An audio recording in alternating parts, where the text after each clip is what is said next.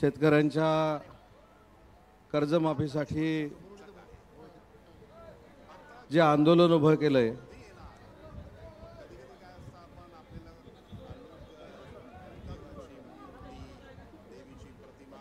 ते आपले सर्वांचे आणि शेतकऱ्यांचे देखील नेते बच्चूभाऊ कडू, माझ्यासोबत आलेले सन्माननीय जिल्हाधिकारी, सर्व अधिकारी आणि मोठ्या संख्येने उपस्थित शेतकरी बंधू आणि भगिनींनो, काल सकाळी मी सन्माननीय बच्चूभाऊंना फोन केला आणि आपल्या सगळ्यांच्या वतीने एक विनंती केली की शासन आपल्या सोबत आहे, आपण आपल्या तब्येतीची काळजी घ्यावी। हा फोन झाल्यानंतर बच्चूभाऊंनी काही गोष्टी मला देखील शासनातला मंत्री म्हणून सांगितल्या आणि मी काल रात्री मुख्यमंत्री महोदयांशी चर्चा करून, राज्याचे उपमुख्यमंत्री एकनाथ शिंदे साहेबांशी चर्चा करून बच्चूभाऊंना भेटण्यासाठी या ठिकाणी आलो। बच्चूभाऊंना इथं भेटायला येत असताना माझी या जिल्ह्याचे पालकमंत्री आणि महसूल मंत्री आदरणीय चंद्रशेखर बावनकुळे साहेबांची देखील चर्चा झाली। आपल्या सगळ्यांच्या साक्षीने मला बच्चूभाऊंना एक विनंती करायची आहे की आज मी इथे येताना बच्चूभाऊंनी ज्या ज्या काही मागण्या केल्या होत्या त्या मागण्या कशा शासन पूर्ण करणार आहे त्याचं अधिकृत पत्र घेऊन या ठिकाणी आलेलो आहे। आणि हे पत्र आणत असताना बच्चूभाऊंचा एक सहकारी म्हणून, आपल्या सगळ्यांचा एक सहकारी म्हणून जे काय याच्यामध्ये लिहिलेलं आहे ते लवकरात लवकर पूर्ण करून घेण्याची जबाबदारी आमची देखील सगळ्यांची आहे। कारण हे जे काय आंदोलन सुरू आहे हे आंदोलन स्वतःसाठी सुरू नाही तर ते शेतकऱ्यांसाठी सुरू आहे, शेतकऱ्यांच्या न्याय हक्कासाठी सुरू आहे, दिव्यांगांच्या न्याय हक्कासाठी सुरू आहे। त्याच्यामुळे शासनाची देखील जबाबदारी माननीय मुख्यमंत्री आणि दोन्ही उपमुख्यमंत्र्यांच्या नेतृत्वाखाली त्या शेतकरी घटकाला आणि दिव्यांग घटकाला न्याय देणं ही आमची देखील सगळ्यांची जबाबदारी आहे। आणि म्हणून जे पत्र राज्याचे महसूल मंत्री आदरणीय चंद्रशेखर बावनकुळे साहेबांनी बच्चूभाऊंना जे लिहिलेलं आहे ते मी वाचून दाखवतो। माननीय श्री ओमप्रकाश उर्फ बच्चू कडू, माजी राज्यमंत्री महाराष्ट्र राज्य, आपल्या निवेदनाच्या अनुषंगाने मी खालील प्रमाणे आपणास आश्वासन देत आहे। शेतकरी कर्जमाफीसाठी 15 दिवसाच्या आत उच्चस्तरीय समिती नेमली जाईल। समितीचा अहवाल आल्यानंतर कर्जमाफी संदर्भातला निर्णय घेण्यात येईल। तसेच थकीत कर्जदारांच्या सक्तीच्या वसुलीला स्थगिती देणे व नवीन कर्ज देणे या संदर्भामध्ये तातडीने बैठक लावून निर्णय घेण्यात येईल। दिव्यांगांच्या मानधनासाठी 30 जून या पुरवणी बजेटमध्ये मानधन वाढीची तरतूद करण्यात येईल। उर्वरित मुद्द्यांवर संबंधित मंत्री तथा मुख्यमंत्री महोदय यांच्यासोबत बैठक लावून मागण्या निकाली काढण्यात येतील। आणि याच्या पुढे जाऊन सांगतो की 6 मंत्र्यांनी बच्चूभाऊंबरोबर VC-वर चर्चा केलेली आहे। त्या मंत्री महोदयांची देखील आज मी चर्चा केली आणि त्यांनी देखील सांगितलंय की बच्चूभाऊ ज्या दिवशी मुंबईमध्ये येतील त्यावेळी त्यांच्याशी चर्चा करून प्रत्येक विभागाची बच्चूभाऊंना जी आवश्यक बैठक आहे ती देखील बैठक मुंबईमध्ये लावण्यात येईल असं आश्वासन देखील त्या 6 मंत्र्यांनी दिलेलं आहे। मला असं वाटतं की शेतकऱ्यांच्या न्याय हक्कासाठी ते लढत असताना शासन म्हणून आमची देखील जबाबदारी आहे।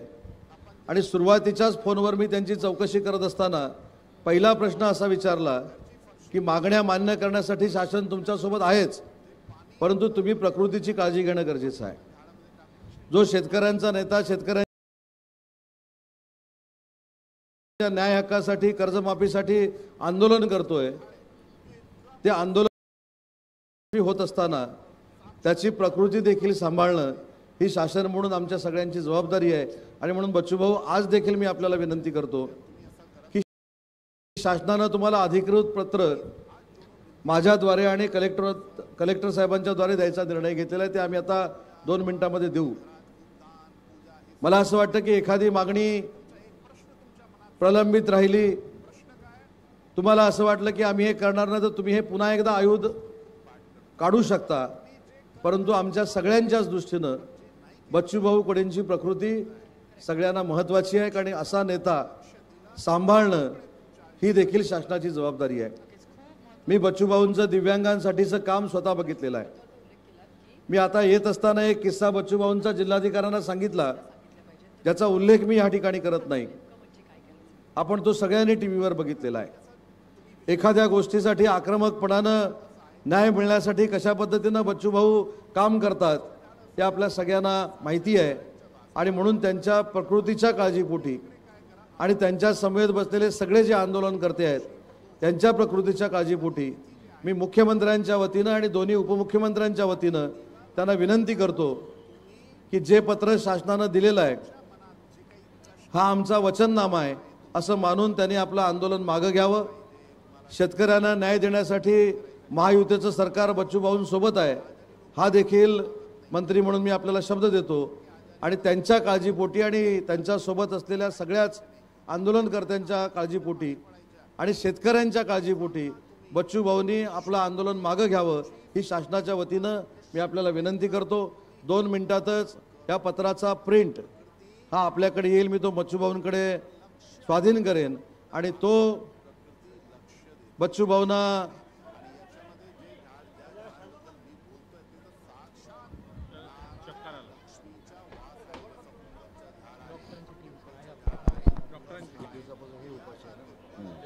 पैकी एका उपोषणकर्त्याची तब्येत इथे बिघडलेली दिसत आहे।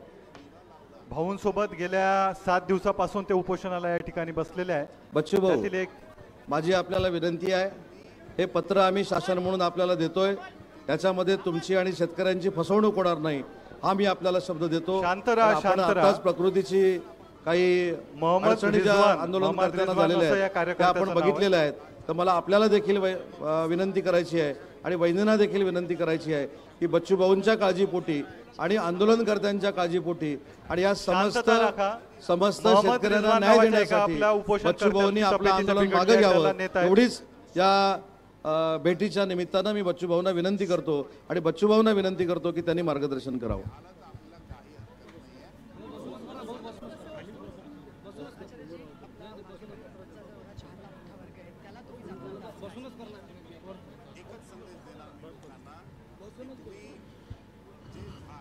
बोल भारत माता की, छत्रपति शिवाजी महाराज की, महात्मा ज्योतिबा फुले की, अहिल्यादेवी होळकर की। खरं तर गेल्या 7 दिवसापासून सगळ्यात मोठी विजय जर असेल भाऊ आपला, तर हा महाराष्ट्र ओबीसी आणि मराठा म्हणून लढत होता, हा महाराष्ट्र हिंदू आणि मुसलमान म्हणून लढत होता, तो महाराष्ट्र आता शेतकरी आणि मजूर आणि दिव्यांगासाठी लढत आहे। हा या आंदोलनातला सगळ्यात मोठा विजय आहे।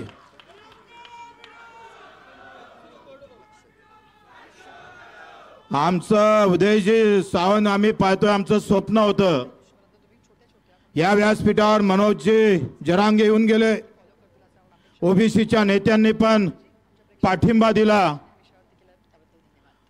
आपण राजू शेट्टीजी येऊन गेले, आमचे तुपकर आले, नवलेजी आले, रोहितजी पवार आले, अनिलजी देशमुख असेल, जानकरजी असेल, संभाजी राजे असेल, सगळ्या मोठ्या नेत्यांनी, आणि राकेशजी टिकेत दिल्लीहून पहिला नेता येणारा ते राकेशजी टिकेत पण इथं आले होते। आपण 3 गोष्टीसाठी अन्नत्याग आंदोलन केलं होतं। एक तर हा बच्चू कडू जिवंत आहे हे सांगण्यासाठी, माझा प्रहारचा कार्यकर्ता, कष्टकरी, दिव्यांग, शेतकरी, शेतमजुरासाठी आम्ही जिवंत आहोत, आम्ही मेले नाही आहोत, यासाठी एक पहिला गोष्ट उद्देश होता। दुसरा उद्देश होता महत्वाचा का जो आमचा शेतकरी जात पात धर्म पंथ पक्ष यामध्ये वाटून टाकला, राजकारणी लोकांनी त्या शेतकऱ्याचं मजुराचं दिव्यांग अस्तित्वहीन करून टाकलं. त्याचं अस्तित्व निर्माण करण्याचं काम आपण या आंदोलनात केलं पाहिजे. खरं तर मीडिया आणि सोशल मीडियाच्या कृपेनं आज महाराष्ट्रभर मी जेव्हा पाहतोय इथे अर्धे अधिक लोक काँग्रेसचे असन भाजपचे पण काही आहे जे फक्त शेतकरी आहे. नेत्याच्या मनात जरी असलं तरी इथल्या शेतकरी शेतमजुरांना नेहमीच सांगत आलो, मत कोणाले मारा, पण जेव्हा शेतकरी शेतमजुराची कष्टकऱ्याची दिव्यांगाची लढाई येईल तेव्हा सगळे पक्ष आणि धर्म जात बाजूने घेऊन शेतकरी म्हणून लढावं. कारण 75व्या वर्षामध्ये अजूनही आमची आत्महत्या होतं. विमानाचं कारण सांगितलं जातं ते दुर्दैवी घटना आहे, आम्ही मानतो. काल नैना बोलल्याप्रमाणे 3.5 लाख शेतकरी मेला, त्याच्यासाठी एकही मंत्री का बोलत नाही, त्याच्यासाठी हा सवाल आहे.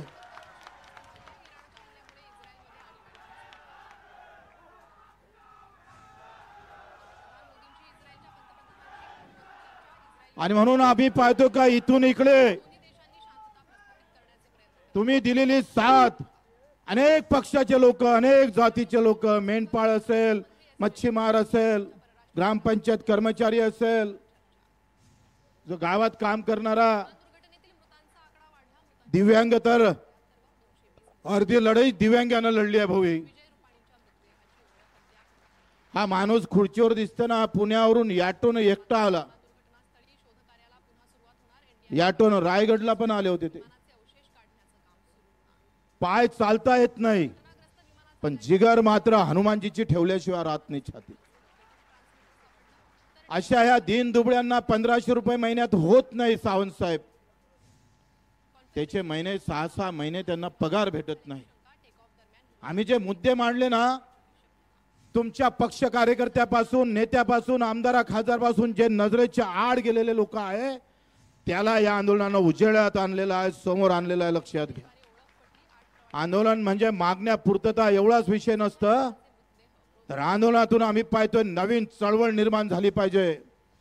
आणि त्या चळवळीतून सरकारच्या डोक्यात मळमळ निर्माण होऊन आमच्यासाठी ते सरकार रस्त्यावर येऊन आमचं काम केलं पाहिजे.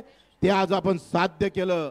मी नेहमी म्हणत असतो का जातीची लढाई सोपी आहे हो, धर्माची लढाई सोपी आहे. कोणतं मंदिर पाळता आणि कोणती मस्जिद पाळता. तर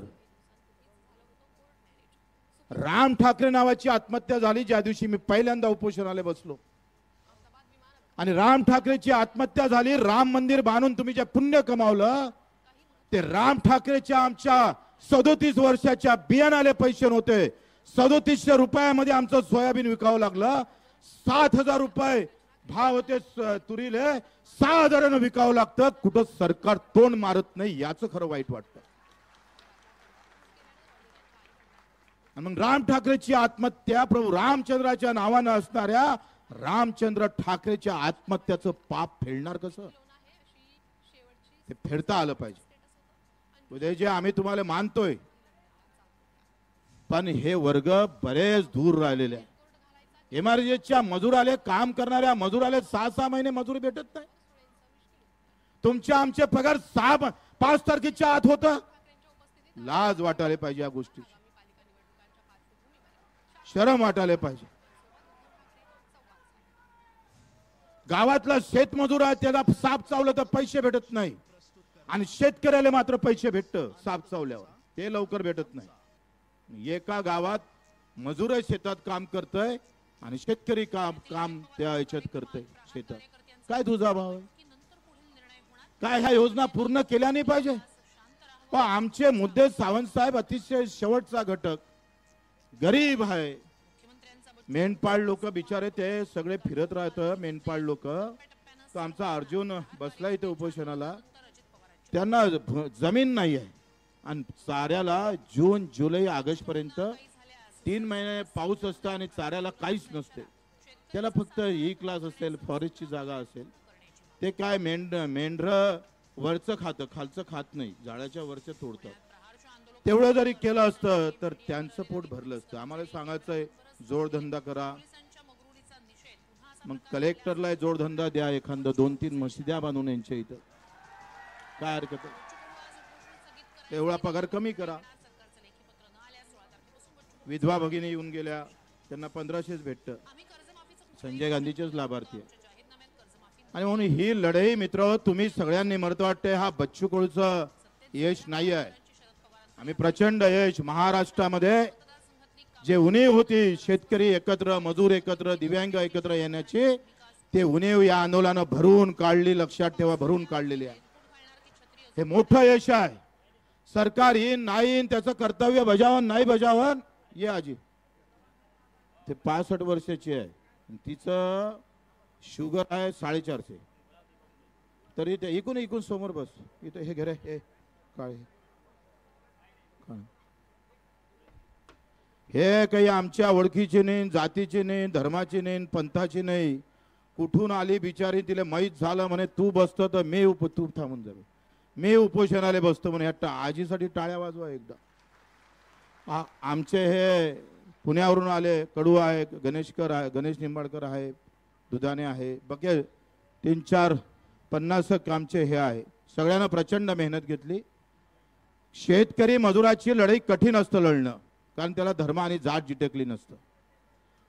आणि म्हणून ही लढाई अधिक मजबूत करण्याच्या उद्देशातून आपण 4 आंदोलन केले आणि हे 5वं आंदोलन आहे. आतापर्यंत एकूण ज्या मागण्या केलेल्या आहे, जे काही लिहून आणलेलं आहे, थोडं बाई थांब थोडं, हा तिला वरते घेऊन येते, याच्यावर बसव, ह्या स्टेजवर बसव, नाही इथं इथं बसव, त्याला उचलून इथं बसव. थोडं थांब मावले, त्यांना जायचं आहे. कर्जमाफी थांबवली होती, कोणी बोलत नव्हतं. अजितदादाचं मला बयान माहित आहे. ते म्हणत होते मला कुठं माहित आहे, देवेंद्र फडणवीस साहेबांना कर्जमाफीची घोषणा केली म्हणून. पण आज अजितदादा बोलले पुण्याला, दिव्यांगाने तिथे आंदोलन केलं आणि अजितदादानं तिथं सांगितलं का कर्जमाफी आम्ही आता हा मुद्दा ऐरणीवर घेतला आहे. म्हणजे आपल्या आंदोलनानं बोलकं केलाय, लक्षात घ्या. देवेंद्रजी या कर्जमाफीवर कधीच बोलत नव्हते, ते पण आता बोलले. आमचं म्हणणं तेच होतं का देवेंद्रजी, तुम्ही जे मौन पाळलं आहे ते मौन सोडा आणि कर्जमाफी बद्दल एक डाव तरी बोला, बोलले ते. लक्षात घ्या, याच्यात हा किचकट विषय मला माहित आहे का. कर्जमाफी म्हणजे सरसगट सगळ्यांना कर्जमाफी करा, किती पैसे लागते, काय लागते, कोणाला माफ करायचं, कोणाला नाही करायचं, किती माफ करायचं, आणि विशेषतः ज्यानं कर्ज भरलं त्याचा पण विषय आहे. आणि मागच्या 2 कर्जमाफी झाल्या, त्याच्यातले काही लोक सुटलेले आहे, ते विषय घ्यावं लागेल. त्याच्यानं किती लोक सुटले हा सगळा विषय काही 1-2 दिवसाचा नाही आहे, तुम्हाला माहित आहे. आपण 90% कर्जमाफीमध्ये यश मिळवलेलं आहे बऱ्यापैकी. दिव्यांगाच्या बाबतीत असं एकूण 25 मागण्यापैकी आपल्या 5 मागण्या राहिल्या. आपण 20 मागण्या पूर्ण केल्या आंदोलनातून, सगळ्यात मोठं यश आहे 20 मागण्या. आणि मग आता कर्जमाफीचा एवढा विषय, कारण दिव्यांगांना मानधन ते 30 जूनला वाढवणार आहे. कर्जमाफीचा विषय आहे ते. मला एक गोष्ट थोडा डोक्यात आहे का बा, तुम्ही तारीख कोण नाही सांगत.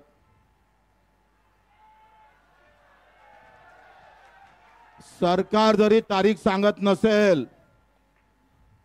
तरी 2 ऑक्टोबर पर्यंत सरकारनं तारीख सांगाव, नाहीतर 2 ऑक्टोबर मध्ये आम्ही मंत्रालयात घुसून, बच्चू कडू आता जेवण खाऊन तयार झाला का मंत्रालयात घुसल्याशिवाय राहणार नाही.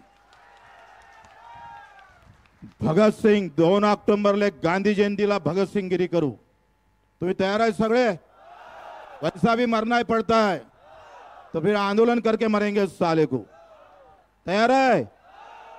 आपण आंदोलन मागे घेत नाही, फक्त पुढे ढकलतोय, कारण येणारा पाऊस आमच्या डोक्यावर आहे.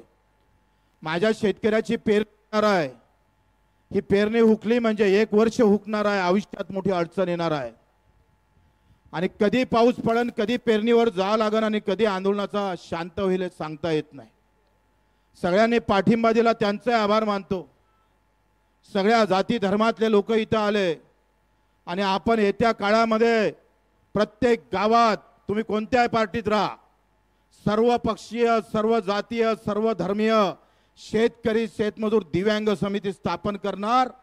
मतदान असताना कोणाला मारा, आंदोलन असताना आमच्याकडे या, याची तयारी आपण 5 सगळ्या करावं लागल. जुनं कर्ज नवीन करणे म्हणजे जुन्या पुनर्गठन करता येतं, पण पुनर्गठनचं व्याजाच्या बाबतीत आपल्याला बोलावं लागेल. मुंबईला जेव्हा मीटिंग येईल, कारण याच्यात एक चांगलं लिहिलं गेलं का जी सक्तीची वसुली आहे ते थांबली पाहिजे. कालच बेलखेडेनं, मला कोण आहे तो माणूस शेतकरी, काय नाव आहे, बेलखेडे आर्वीतला 1 वाजता आत्महत्या केली.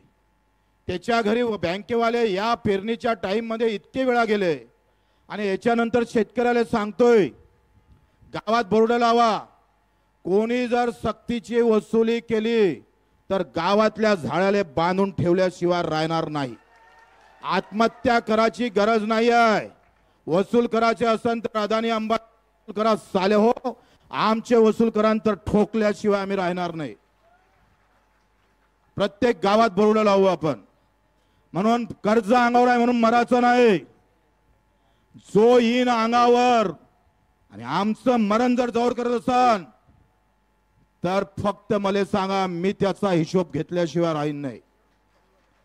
आणि म्हणून येत्या 8 दिवसाच्या आत वसुलीची अट रद्द करणे, सक्तीची वसुली थांबवणे आणि जे थकीत कर्जदार आहे त्याला नवीन कर्ज देण्याची व्यवस्था करणे, या 2 गोष्टी 8 दिवसाच्या आत झाल्या पाहिजे. कमलताई गवई आल्या, त्यांना येऊन इकडे, त्यांना घेऊन.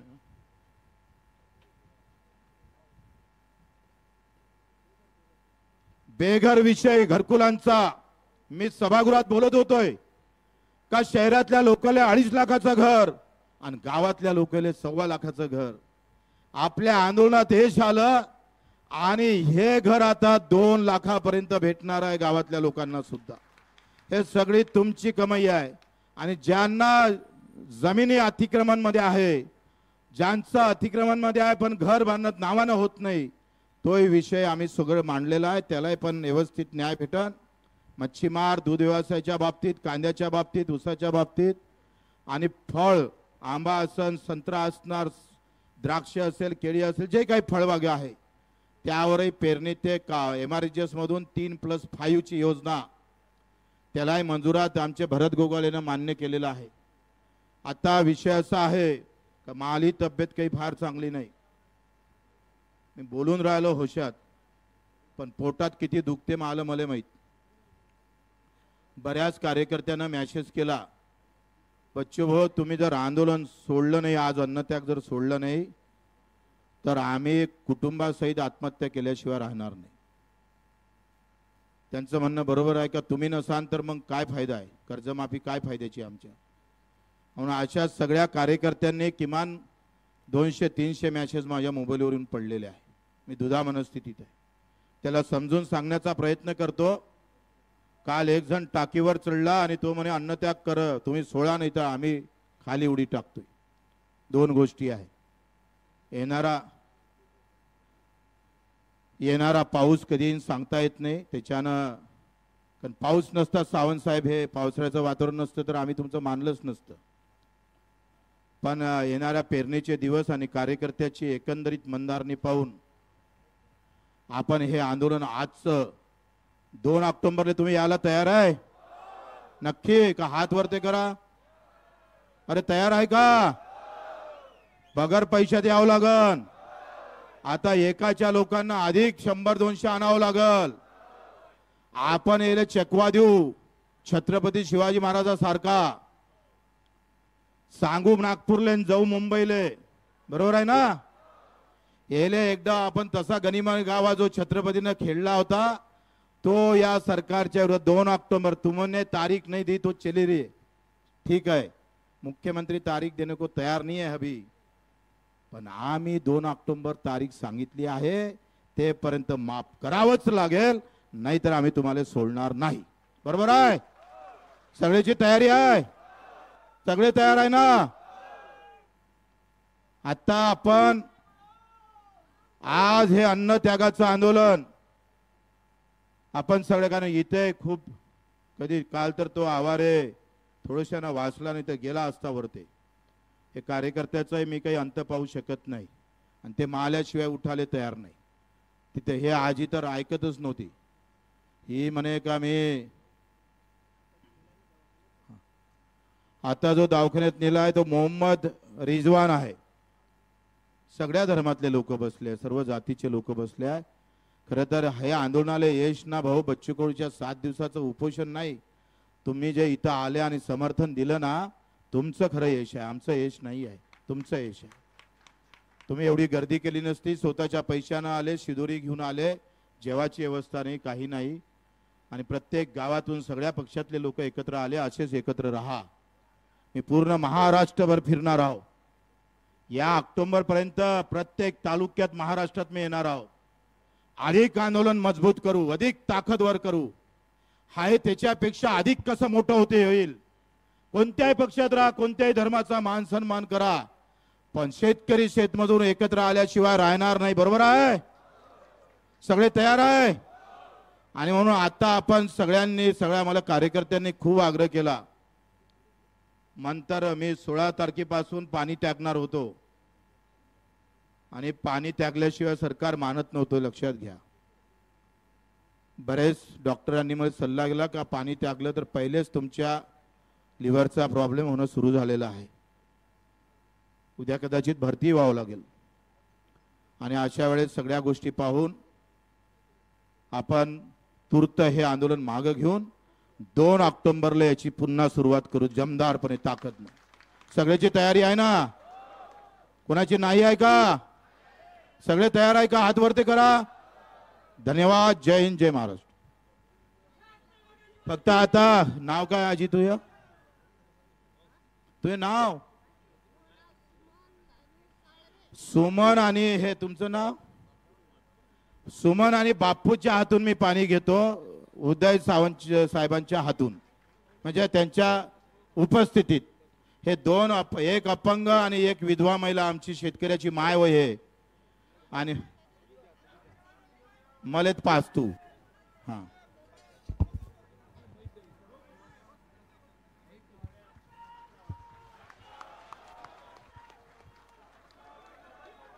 क्या बात. धन्यवाद, धन्यवाद. शेतकरी संघटनेचा सर सर सर सर एक विनंती, एक आपल्या देशाला कृषी प्रधान देश म्हणतात. कृषी प्रधान म्हणजे काय आणि तो सर्वात मागावा असावं का, एवढं चिंतन असेंब्लीमध्ये करावं. धन्यवाद. उदयजी, तुम्ही आले आणि उपोषण सुटलं. बावनकुळे साहेब, राठोडजी, सगळ्यांचा आभार तर मानतोच. पण जर तुम्ही आमचा विश्वासघात केला तर आम्ही तुमच्याच घरासमोर आंदोलन सुरू करू. उद्याचा चक्काजाम स्थगित झालेला आहे. आता सगळी ऊर्जा 2 ऑक्टोबरला लावायची आहे.